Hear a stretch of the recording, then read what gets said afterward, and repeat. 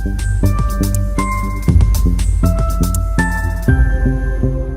Everyone, welcome to यन्ना investment academy. आज हम बात करने वाले हैं आप सबके फेवरेट स्टॉक रिलायंस के बारे में कि ये रिलायंस 2 महीने से इतना ज्यादा बढ़ क्यों रहा है, और ये भी जानेंगे क्या रिलायंस के बढ़ने से निफ्टी में भी कोई कनेक्शन है निफ्टी के बढ़ने का। इनके 3 रीजंस को हम डिटेल में डिस्कस करेंगे, तो वीडियो के एंड तक जरूर बने रहे। उससे पहले यूज करें कूपन कोड विंटर, जहां पे आपको मिलेगा 40% तक का डिस्काउंट हमारे मॉडल पोर्टफोलियोज पर, जिससे आपको पता चल पाएगा हम कौन से स्टॉक्स को लेकर अपना पॉजिटिव आउटलुक रखते हैं, और साथ ही साथ आपको मिलेगी एक फ्री हुडी भी। So do not miss this opportunity. चलिए अब बात करते हैं हम रिलायंस के बारे में। रिलायंस का सबसे पहले मैं आपको एक प्राइस चार्ट दिखाना चाहती हूँ, जैसे कि आपको पता चल सके कि रिलायंस इतना ज्यादा बढ़ क्यों रहा है। तो सितंबर से, अगर हम सितंबर एंड से देखेंगे तो 6 मंथ्स का ये जो मैंने आपको चार्ट आपको दिख रहा होगा अभी, तो आपको दिखेगा कि रिलायंस में एक एक अच्छा स्मूथ अप मूवमेंट देखने को मिल रहा है। बट अगर मैं साथ ही साथ आपको निफ्टी का भी चार्ट दिखाऊं तो आपको ये देखने को मिलेगा कि दोनों के ही चार्ट्स कितने ज्यादा सिमिलर देखने को लग रहे हैं। हम सबको पता है कि रिलायंस का जो निफ्टी 50 है उसमें एक मेजर शेयर है, यानी कि एक मेजर कंट्रीब्यूशन वो होल्ड करता है। तो ऑफ कोर्स रिलायंस में जब भी कोई मूवमेंट आएगी उसका एक पॉजिटिव आउटलुक हमें निफ्टी में देखने को मिलेगा। ऑफ कोर्स अगर अप मूवमेंट आएगी तो पॉजिटिव देखने को मिलेगा, डाउन मूवमेंट आएगी तो नेगेटिव मूवमेंट देखने को मिलेगा। बट ये जो रिलायंस में मूवमेंट है, इनके रीजंस क्या है, तो जानते हैं 3 रीजंस को। सबसे पहला रीजन है 5G सर्विसेज, क्योंकि जिन 5G सर्विसेज की बात हो रही थी, एक्चुअली उन 5G सर्विसेज को अब प्रोवाइड करना शुरू कर चुकी है ये कंपनी, और मेट्रो सिटीज में ये एक्चुअली सर्विसेज प्रोवाइड भी करना शुरू कर चुकी है। मेट्रो सिटीज में जब मैं बात कर रही हूँ तो मुंबई, पुणे, हैदराबाद, बैंगलोर, कोलकाता, दिल्ली, एनसीआर जैसी जगहों पर ये जो ऑपरेशंस है वो शुरू हो चुके हैं। ऑफ कोर्स अब जब 5G सर्विसेज आई हैं, आप उन 5G सर्विसेज को अवेल करने के लिए उनके लिए वो पेमेंट करोगे, सो वो रेवेन्यू जनरेशन होगा। तो वो कहीं ना कहीं हमें वो जो एक न्यूज है उसका मूवमेंट हमें रिलायंस के इस प्राइस मूवमेंट में देखने को मिला है। दूसरा रीजन आता है जियो फाइनेंशियल सर्विसेज। जियो फाइनेंशियल सर्विसेज एक सब्सिडरी है रिलायंस इंडस्ट्रीज की, एंड अब एक्चुअली बात ये चल रही है कि जियो फाइनेंशियल सर्विसेज को डीमर्ज किया जाएगा रिलायंस इंडस्ट्रीज के मेन अम्ब्रेला से, एंड ये भी बात चल रही है कि उसको अलग से लिस्ट भी किया जाएगा। तो जब ये एक अलग से फाइनेंशियल सर्विसेज डीमर्ज होगी, लिस्ट होगी, तो ये कंपनी के लिए एक बेटर अपॉर्चुनिटी भी जनरेट करता है। साथ ही साथ जो मैक्वायर की एक रीसेंट रिपोर्ट है उसके अकॉर्डिंगली अगर रिलायंस अपनी इस जियो फाइनेंशियल सर्विसेज को अलग से लाता है, डीमर्ज करता है, तो वो इंडिया का 5th लार्जेस्ट फाइनेंशियल सर्विस बन जाता है।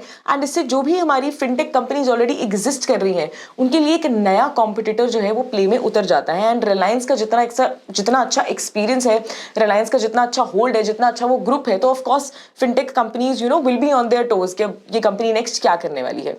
तो this is the second reason for Reliance to show that up movement. तीसरा जो हमारे पास रीजन है, that is the most important reason, and वो है ऑयल मार्जिन्स। अगर आप हमारी जो डेली न्यूज है उसको फॉलो करते होंगे तो उसमें हम ऑयल की जो प्राइसेस है उसकी काफी रेगुलरली बात करते हैं। एंड क्योंकि हमें पता है कि रिलायंस इंडस्ट्रीज का जो मेजर रेवेन्यू है वो ऑयल से ही आता है, तो कहीं ना कहीं ये जो क्रूड ऑयल की प्राइसेस है ना, वो भी इस कंपनी के लिए बहुत इंपॉर्टेंट रोल प्ले करते हैं। हम सबको पता है कि वो जो विंडफॉल टैक्सेस थे पीछे बहुत ज्यादा बढ़ चुके थे। पहले थोड़ा सा मैं आपको उसका ब्रीफ बताती हूँ ताकि आपको ये समझना कॉन्सेप्ट ईजी हो जाएगा कि ऑयल मार्जिन्स कैसे कंपनी के लिए इंप्रूव हो सकते हैं, कैसे उसके नंबर्स भी आगे जाके बेटर होंगे। तो जब ये क्या कहते हैं जो क्रूड ऑयल प्राइसेस हैं उन वो बहुत ज्यादा बढ़ गए थे, तो Reliance as a company export कर रहा था।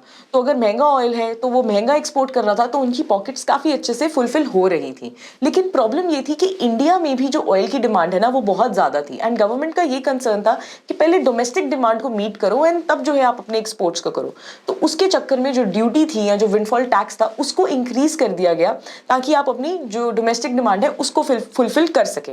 तो इसके कारण जो रिलायंस के मार्जिन्स है ना उनमें हमें बहुत ज्यादा एक कोलैप्स देखने को मिला था। बट अब एक्चुअली जब वो ऑयल के प्राइसेस कम हो रहे हैं ग्रेजुअली, तो फिर कंपनी को कुछ तो बेनिफिट मिलना चाहिए ना, वो विंडफॉल टैक्सेस अब कम हो जाने चाहिए। तो जो हमारे पास ऑयल प्राइस है जो मैक्सिमम 127 पर बैरल का एक मार्क टच करके आया था, अब वो धीरे धीरे 83 पर बैरल के मार्क पर भी आ चुका है। एंड गवर्नमेंट का ये मानना था कि $80 का उन्होंने एक साइन दिया था, या उससे भी कम का वो हो सकता है कि जब उससे नीचे ऑयल आएगा तो उस केस में जो विंडफॉल टैक्सेस है वो और भी ज्यादा सिग्निफिकेंटली डिक्रीज कर दिए जाएंगे।